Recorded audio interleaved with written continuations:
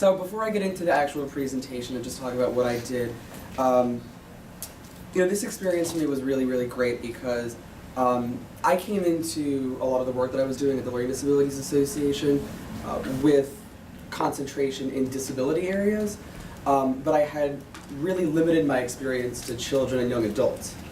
And this experience, I was placed with the vocational department. So doing a lot of work with vocational rehabilitation and also communicating with businesses and organizations in the Western New York area. And so I sort of just went into it and didn't have that aspect of experience, but I feel like I'm so equipped now to deal with work with individuals with disabilities across all different areas now. So let's start. Okay. So the work that LDA does is largely concentrated around serving 1,200 individuals in 8 different counties. The work that I mostly did was, there you go, was in the vocational department, but also doing a lot of policy research. So one of the tricky things that we have to navigate with is figuring out what programming that we offer is classified under sort of like each structure. So the 3 components are day habilitation, community habilitation, and vocational habilitation. And so one of the challenges that we have with policy measures is that in Albany, a lot of the programming that would be classified as day habilitation is being cut substantially. Sheltered workshops, which were institutions that housed individuals with disabilities who didn't have the opportunity to live and work amongst their non-disabled peers, were really just contained in that space and not able to get exposure or really gain the independent skills that allow them to achieve economic success but also personal success. And so even though the programming that we offer at LDA that may be classified as day habilitation and not be anything similar to a sheltered workshop, and it has great benefits for the individuals that we serve, we have to then navigate the policy implications from Albany and try to figure out a way that we can sort of reframe our programming to give individuals a chance to build upon skills during, what might be considered working hours part-time. So it might be like a Monday and Wednesday from like 9 to 5, but then on Tuesday and Thursday or Friday they're working somewhere else. We have to sort of match those challenges and figure out a way to craft our programming to sort of fit that mold.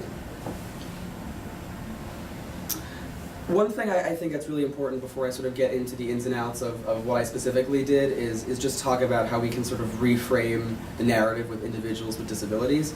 A lot of times people sort of take this approach toward disability and think about it from this medical lens. So whenever we hear the word disability, we tend to associate it with an image in our head, and the image usually consists of a person in a wheelchair. And by sort of making those linkages, we're already jumping to assumptions, even if they don't necessarily have a negative implication behind them. With disability, the way that disability theorists and scholars really try to reframe that narrative is by thinking about disability as a social construct. So individuals are diagnosed with impairments and limitations, and that may manifest itself in a physical light or an intellectual and developmental one. But the individual is not truly disabled until the society has a limitation that that individual is not able to perform tasks the same way other people can because of the social barriers behind that. So we really look at it through 3 lenses. One is a medical model of disability, the other is the social model, and the newest model is called the minority model of disability.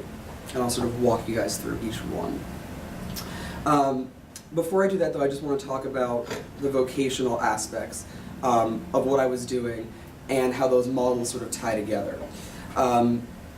One thing that we would do was, with the individuals that we serve, is conduct mock interviews for job preparation, prepare resumes and CVs, and we would really try to gauge the individual's interests. So we might have an individual who really likes animals and doesn't really know what type of career they can have because throughout their lives they were stigmatized because of the fact that they may have had an intellectual or developmental disability, And they may have grown up in a low-income community and not had the resources and supports to be able to continue on that interest, and the school might not have had the supports to give the individual support in the classroom. And so they may have fallen off a track academically, and then our job is really to try to help get them back in the swing of things. And one way that we do that is by offering tutoring for certificate programs. And this is, I think, a strong suit that LDA has that a lot of peer organizations don't offer, that serve individuals even within the intellectual and developmental disability community. So we'll help tutor individuals in things like animal science, cosmetology, hospitality management. I know one person was interested in doing commercial truck driving and actually becoming like an armored truck driver. So we really do span the gamut in that sense. And we really do try to emphasize that even though we're vocational, we're educational first. And education is encompassed within our vocational programming. Okay, so now I'm going to walk you through these models. The first model, and these are really done chronologically, is called the medical model of disability. And what really happens with the medical model is we look at disability through a lens as disorder, and we look at it as pathology. While individuals may have impairments and they may have challenges that they have to overcome, you can't overcome the disability. Society has to change the conditions for that disability to no longer be disabling. And so with that medical model, we really try to move away from it, because even though it's necessary to understand the biological aspects of disability, the socio-political narrative that's framed from it doesn't necessarily help the individuals who we're trying to sort of steer in the right direction. And the social model of disability really came about in the 1990s.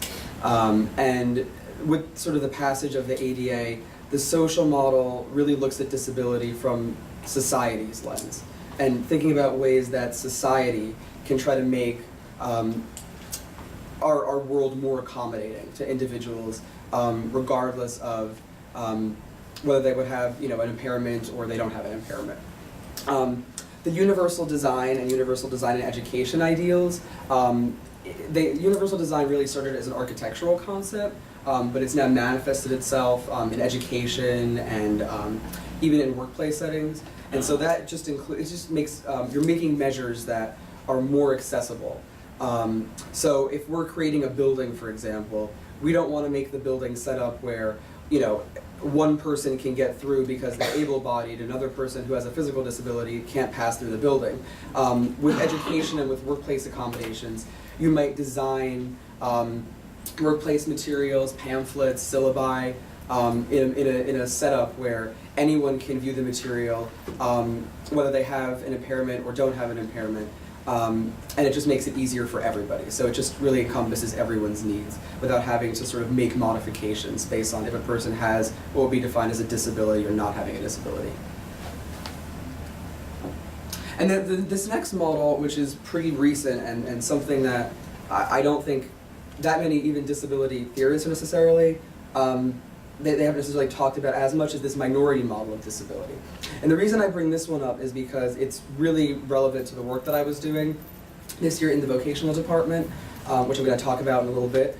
But you really examine disability as a minority group. So people with disabilities make up 20% of the US population, and they're vastly underrepresented in the workplace. They're unemployed at about twice the rate, I think over twice the rate, as their non-disabled peers.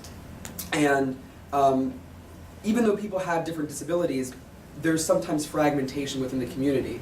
And one thing the minority model tries to do is unite a sort of pan-disability movement, where we look at people across the spectrum, whether they have a physical disability, an emotional disability, an intellectual disability, and try to sort of bring them together for the purpose of advocating and helping out with workplace and also just social policy.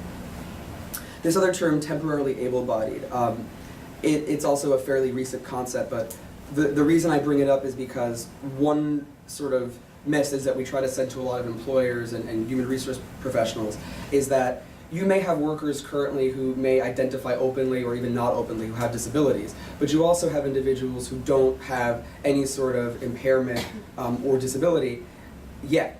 And creating a workplace where you allow for reasonable accommodations and you create a setup where people who are what we would define as temporarily able-bodied may be able to one day blossom even if they have a disability is really the intent behind that concept. It's just opening people's eyes to a future of possibilities and really making everything more accessible. So when I sort of talk about diverse abilities and the same potential, a lot of workers who have disabilities, they may not be able to perform each task to the same degree that someone who doesn't have a disability can, but they may be able to perform the specific job functions that they're required to at a level that may actually exceed their non-disabled peers.